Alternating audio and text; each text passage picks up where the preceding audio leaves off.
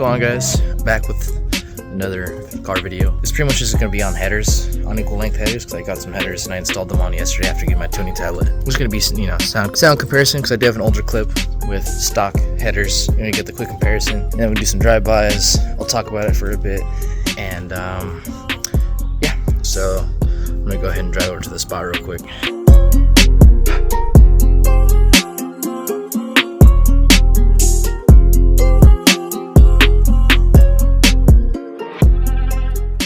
Alright, so now that we're finally here, it's the show on the road. Beautiful Hefner Lake. Yo, what's good, gang? Like the drip. Oh my god, bro. Oh, hell no, man. What the fuck, man? Nah, so today, Fuck no. Alright, so we're here. Today's, we're just talking about the headers I installed. And I guess you could say combined with my exhaust. I'll post a clip of how my car sounded when I had stock headers or stock exhaust, just to get a sound comparison. For any of y'all looking to get a tiny bit of extra power in your car and get that iconic Subaru rumble out of your car, unequal length headers is the way to go. Unequal length headers they'll give you a little bit more bottom end power, and they'll fix that torque dip that it has at about like 35 to 4,000 RPM. Oh shit. It's dirty. But and equal length pretty much does the opposite. Now, don't quote me on that. I'm pretty sure that's how it works, but if I'm wrong, let me know in the comments. So we'll do a quick little sound test here in a second. For anybody who doesn't know where the exhaust, manifold is on this car, it is under the motor because it is a flat 4. The intake's on the top, and then the exhaust manifold's on the bottom, so you need to get into the car. But it's a pretty simple installation, except for there's a good chance that either your overpipe bolts or the studs that hold your manifold onto the block could be rusted, like me. My overpipe bolts were rusted. Luckily I had extras, so it was fine. But they were rusted. It took me and my brother a good fat minute to get them off. But after we got them off, we were chilling. And make sure before you do an installation that you always have new gaskets. Never reuse gaskets. It's a terrible idea. You can go on Rock Auto. They have some pretty cheap gaskets. That's where I bought mine at. Just a bunch of OEM stuff, and they'll have aftermarket stuff on there too. So yeah, check out Rock Auto. That's where I buy all my stuff. But I guess we'll start with some sound clips real quick. So we'll just do some quick revs, and in a little bit we'll do some drive-bys.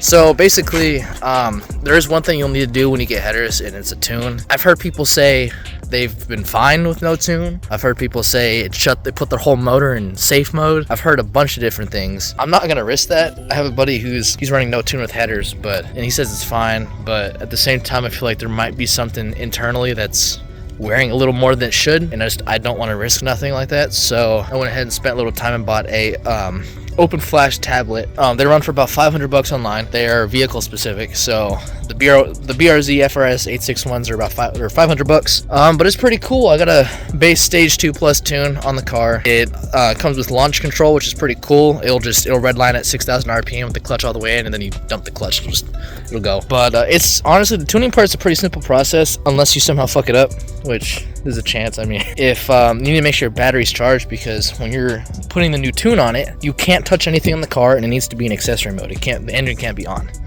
And if for whatever reason the power shuts off, your car's it's gonna cancel the tune midway. It's gonna fuck up the program in the car, and that is not what you want. And it even has a diagnostics page, so once you have it plugged in, you can leave it on or leave it plugged in, then just have the diagnostics page running all the time, and it'll show you basic info of your motor while it's running. So I think that's pretty dope. And then there's the pedal dance setting, which I'm pretty sure will turn off traction control without having to do all the whole brake, parking brake, parking brake, parking brake back and forth, just to fully shut off your traction control. And then obviously you can download pop tunes, slam tunes, which depending on if I get rid of my other cat or not, I'll maybe make a pop tune video, because I'm low-key kind of curious myself as to how how well it'll go. I'm definitely not keeping it on because I'm not trying to kill my car.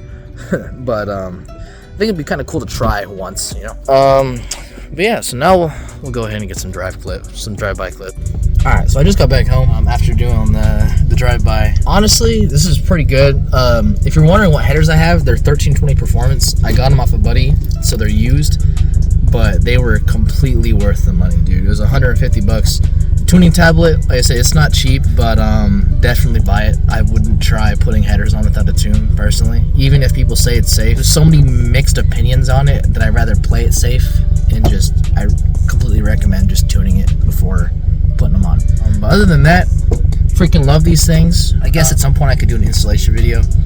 I could just go back down there and run through what you get to do. It's pretty easy. But yeah, if you all enjoyed the video, make sure to like, all that jazz, you know, all the normal stuff. And yeah, I'll see you all in the next one. Peace.